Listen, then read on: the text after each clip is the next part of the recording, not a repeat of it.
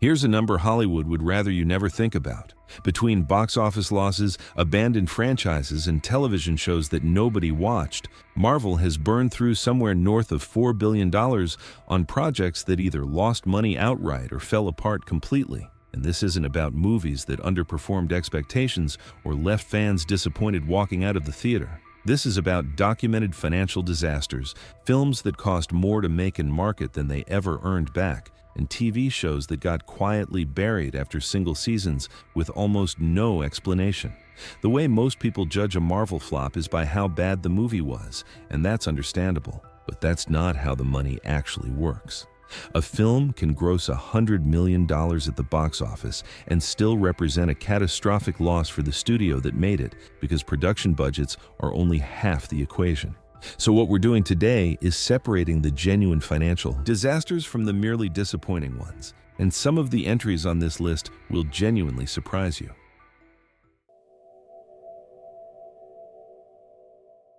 The first real Marvel disaster happened almost 40 years ago, which tells you this problem didn't start with streaming or superhero fatigue. Howard the Duck arrived in 1986 with George Lucas producing and a budget of $37 million, which was enormous money for that era. And there was genuine industry excitement about bringing a Marvel property to theaters for the first time at that scale.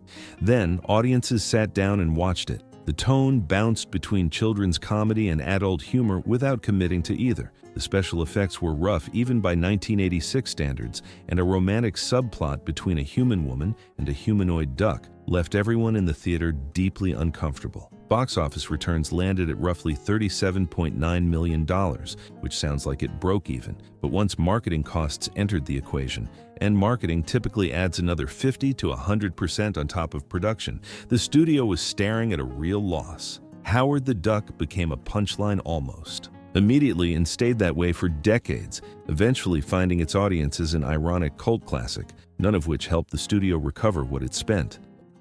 Elektra arrived in 2005 as a spin-off built on the Daredevil film from 2 years earlier, carrying a $65 million budget and the expectation that Jennifer Garner's character could anchor her own franchise. The global box office came back at $57 million, meaning the studio lost $8 million before a single dollar of marketing spend entered the math, and the real damage ran considerably higher than that. Reviews were brutal. Audiences stayed away after opening weekend, and whatever expansion plans existed for that corner of Marvel's universe got canceled immediately. The spin-off that was supposed to grow a franchise ended up killing it instead. Punisher. Warzone in 2008 produced the starkest numbers of this entire era. The budget sat at $35 million, the worldwide box office returned $10 million, and the gap between those two figures tells you everything about how completely this film failed to find an audience. Ray Stevenson's performance as Frank Castle earned some decent notices from critics, but the movie opened in under 2,000 theaters, fell off the charts within days, and never recovered. A loss of that magnitude relative to its budget would have destroyed a smaller studio entirely, and even for Marvel at the time, it represented one of the most complete commercial failures the company had produced. The 2015 Fantastic Four reboot carries one of the stranger stories in superhero movie history because the failure felt preventable right up until it wasn't. Director Josh Trank had made Chronicle a few years earlier, a genuinely inventive low-budget superhero film, and early optimism around the project was real. What followed were months of reported conflicts between Trank and Fox executives, reshoots, and increasingly alarming stories about the production losing its way. The day before the film opened, Trank posted on Twitter that the version in theaters wasn't the movie he'd made, a statement he deleted shortly afterward, but that nobody in the industry forgot. The budget reached $122 million, plus a substantial marketing commitment on top of that, and the global box office returned $167.9 million, which sounds like profit until you apply the actual math studios use, where breaking even typically requires 2 to 2.5 times the production budget. Fox abandoned the entire franchise after this. The reboot that was supposed to resurrect the Fantastic Four buried them for another decade instead. Madame Web landed in February 2024 with its reputation already damaged before a single ticket sold. The trailers had been widely mocked for months, the marketing generated the wrong kind of attention, and analysts estimated the film needed roughly $350 million at the global box office just to break even given its $80 million production budget and associated marketing costs. What it actually made was around $100 million. Sony absorbed a major loss, and Madame Web became almost immediately a cultural reference point for how completely a superhero property can collapse before it even opens.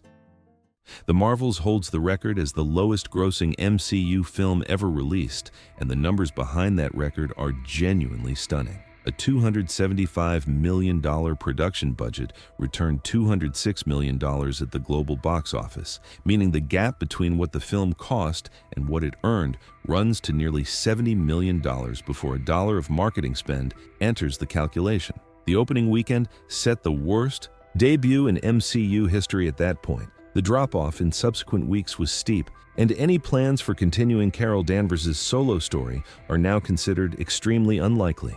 For a studio that had built its identity around near unbroken commercial success, the scale of this particular failure represented something new. Kraven the Hunter closed out 2024 the same way several Sony Marvel films had ended, which is to say, badly. Multiple delays had pushed back the release date repeatedly, which rarely signals confidence from a studio in its own product, and the finished film generated almost no positive word of mouth to carry it past opening weekend. A $110 million budget returned roughly $62 million at the box office, producing an estimated $40 million loss before marketing, and it reinforced a pattern that Sony had been living with for years, which is that building a Spider-Man adjacent universe without Spider-Man in it keeps producing expensive failures. Not every Marvel failure registers as a direct financial loss. Some of these films made their money back, and then some, but still managed to kill franchises, embarrass studios, or underperform so badly against expectations that the financial outcome almost doesn't matter.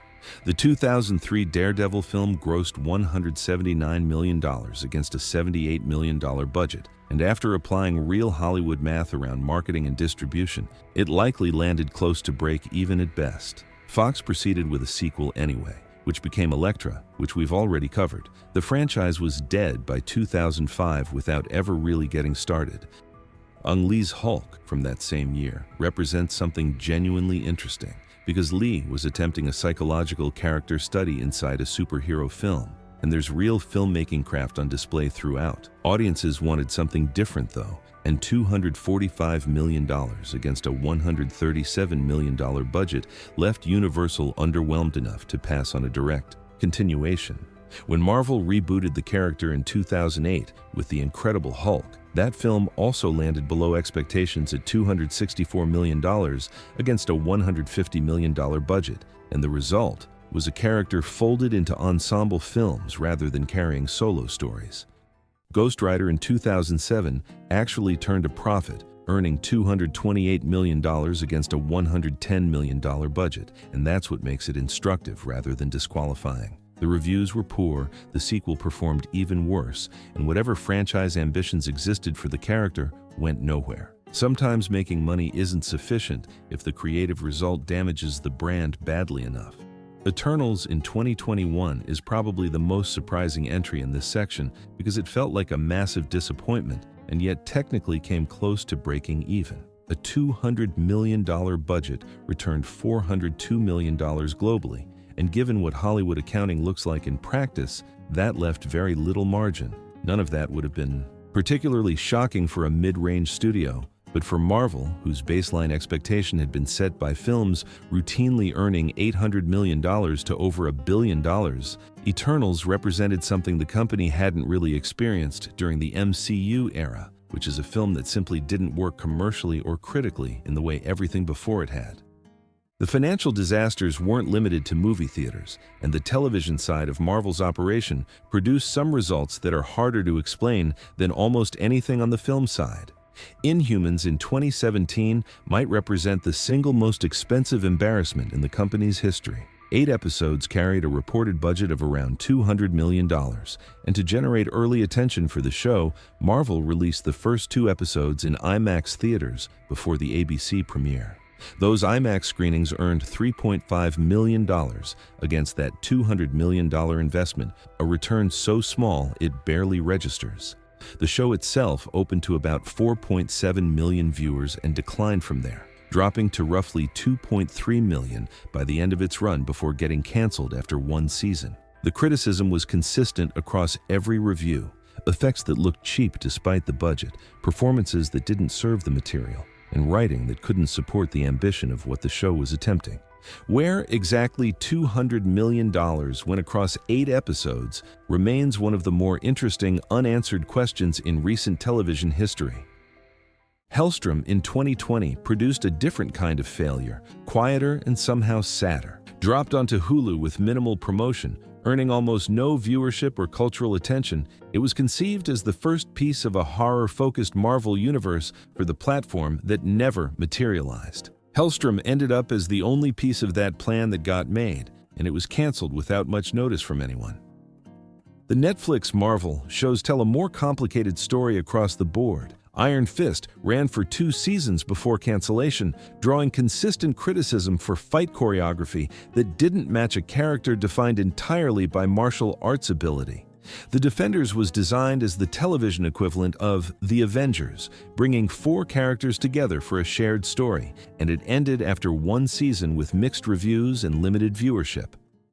The Punisher benefited significantly from Jon Bernthal's lead performance, which drew genuine praise, but uneven writing across 2 seasons couldn't sustain it. Jessica Jones opened with a first season that earned real critical acclaim and strong audience numbers, then declined in quality and viewership across subsequent seasons. Agent Carter followed a similar arc, starting strong before falling ratings ended it early. The pattern running through almost all of these shows was the same: strong initial interest, declining audiences, eventual peak, cancellation. The $4 billion figure is approximate because Hollywood accounting is notoriously difficult to verify from the outside, but the underlying reality is concrete. Marvel spent real money and spent real goodwill on projects that simply didn't work. And if you've ever wondered how studios actually calculate whether a film made or lost money, I put together a guide called Behind the Gross that breaks exactly that down. It covers how real break-even points get calculated, how marketing budgets function in practice, and why some films walk away from massive worldwide grosses with nothing to show for it. The link is in the description below, and if you're watching on TV, you can type boxbus.art into your browser or scan the QR code on screen now. What emerges from all of this is that Marvel's commercial dominance was never the automatic guaranteed thing it looked like from the outside. Even during the peak MCU era, when a Marvel logo on a poster seemed like a guarantee of massive returns, genuine failures were happening alongside the billion-dollar hits. The causes cluster around a few consistent problems: budgets that grew too large to recover from even decent box office returns, productions that lost their creative direction through interference or rushed development, and audiences who were more selective than studios sometimes accounted for. Which Marvel failure surprised you most from this list? Whether it's one of the financial disasters we covered or something we didn't get to? Drop it in the comments below, and subscribe if this kind of look at the business side of Hollywood interests you, because we're working on something similar around Disney's broader spending decisions over the last decade, and those numbers are even harder to explain than anything we covered today.